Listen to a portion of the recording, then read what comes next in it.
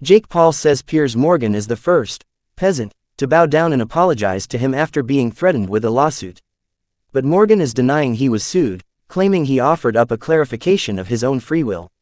Following a less than spectacular decision win over Julio Cesar Chavez Jr. in June, Paul announced that he would take legal action against anyone continuing to perpetuate the lie that his fights are fixed. That was a common refrain after the problem child beat 58-year-old Mike Tyson, and Paul is clearly sick of people repeating it since then. Now, just over a month later, TV presenter Piers Morgan has issued a public apology for insinuating Paul's fights were staged.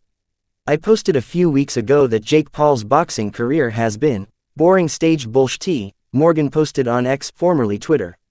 What I meant is that his fights have been predominantly against older, past their prime opponents, which may be lucrative for both sides, and may have entertainment value, but don't reveal how he stacks up against currently ranked boxers and therefore are not a good look for the sport.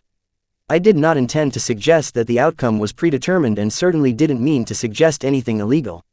The first peasant that I sue gets on his knees and apologizes, Paul wrote on Instagram. Who am I suing next for lying on my name?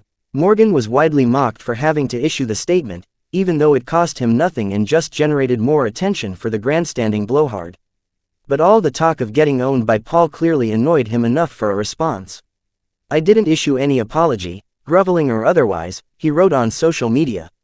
I clarified I didn't mean he fixed results, because I didn't. I'm not a peasant, I'm not on my knees, he didn't sue me, and I didn't apologize. I agreed to delete the post and clarify that I didn't mean he rigs the results of his fights, because I don't believe that.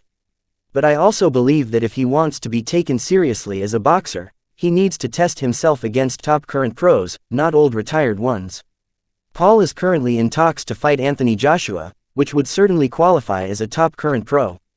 And while Paul wouldn't have much of a chance of beating AJ, the money he'd make off the fight would have him laughing all the way to the bank regardless of the outcome.